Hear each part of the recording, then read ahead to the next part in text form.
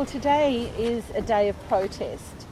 As we've gone around collecting signatures for the against or objecting to this latest proposal from Rose Group, people have said to us, but I thought Catho was saved, and what, you can't do that, you can't build on the headland, you can't destroy Moonee.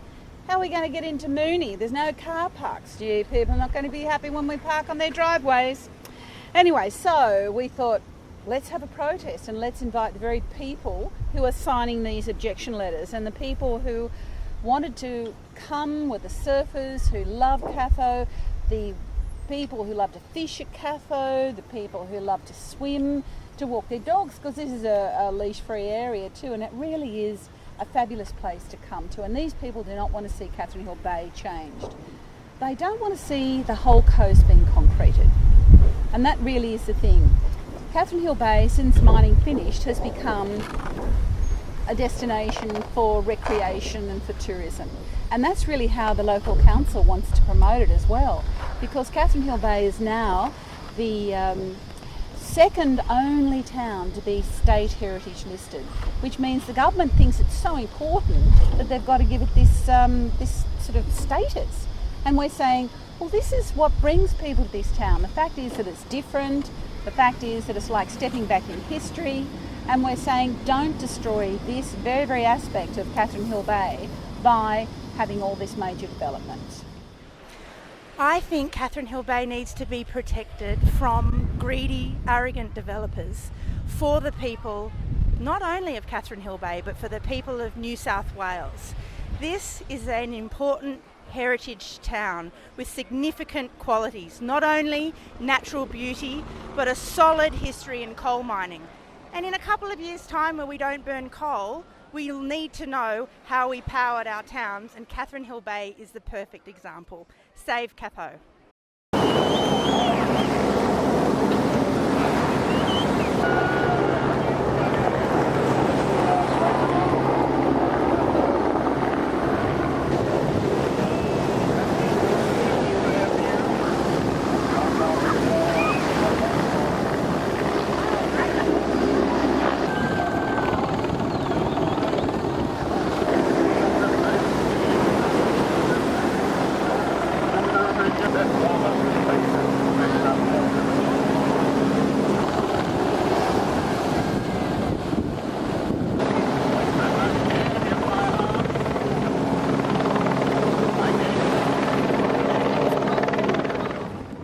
In our case, in Catherine Hill Bay, the local government was supporting us. They didn't want development here. They said, no, we don't want that. And this is where New South Wales is very different to the rest of Australia, because only in New South Wales do we have a law called Part 3A of the Land Assessment Act. It means that someone can apply to the minister to have a piece of land taken up to the state level. And then that means the minister can overrule all sort of zonings. They can overrule sort of any laws at all, such as coastal policy, and approve a development that normally would not be given approval. And that is what makes New South Wales so vulnerable, because the developers see, yay, we've got a way to get around all these conservation zonings. We just get it taken up at state level, and then we can get in there and we can have things that the government in the past has tried to protect for future generations. And this is really what it's about. It's about generational equity. So this Part 3A law has to go. Well, you know, Catherine Hill Bay, we're really just an example of what's happening up and down the coast. Conservation land being sort of taken over, bought by developers, going to the government, getting zonings changed, and then it's lost forever. That's right. It's actually an issue that affects all of the states in Australia, and you'll find it particularly an issue in Western Australia, Victoria and Queensland, as well as New South Wales. Catherine Hill Bay is an example of one community in New South Wales that lobbying local government and developers into a better outcome for their community, which is a fantastic thing to do, and it's a very wonderful thing for Surfrider Foundation to be a part of. We find that we're active across New South Wales and across the country in processes similar to what this community is doing. You'll find in New South Wales about 35% of the land is Crown land and the rest is privately owned. In Victoria, 97% is Crown land and the remaining 3 to 4% is privately owned. So for New South Wales, that makes it an easier way for developers to approach private owners with millions of dollars to be able to purchase properties on the coastlines and use those for more profitable ventures. You would find, as an example, in New South Wales, caravan parks, which I consider a very important part of Australian cultural heritage, are slowly becoming under threat. In the last 5 to 10 years, about 50 of New South Wales caravan parks on the coast have been shut down, and in their place are now luxury apartments and more profitable developments, which is quite a shame. Here we are at Katherine Hill Bay trying to protest against the Rogues Corp development.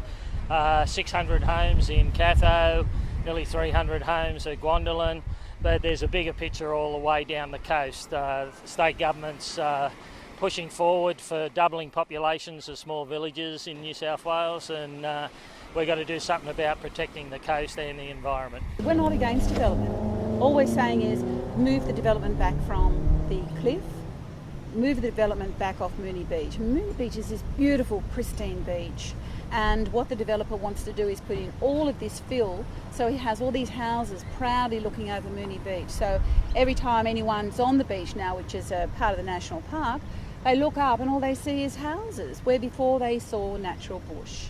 And we're saying keep any housing off the ridge lines, keep it off, have sort of green buffers through those developments. We're just saying we want good planning. And this particular subdivision plan that's here really is going back to the 1970s. It's a scorched earth policy, no trees. Looks like a car park. It is. There's no bushland corridor. There'll be certainly houses right up to the ridge edge. And we just think that this is a really inappropriate development anywhere in the state, much less right on our coast. We're disgusted with this development, and we're asking the government to say, look, this is not good enough. See, there was a development up here in 2006, which was even better than this one. That one was rejected by the then Minister for the Planning, Frank Sartor. He said, that's terrible, go away and get new architects. And they came back actually in 2008 with really a much better plan, but it still was right on the cliff headland, and it still sort of dominated Moonee Beach. So what we're saying is just pull it back more. See, this one's further down onto Moonee Beach. Pull it back, get rid of this section, and we're okay with it.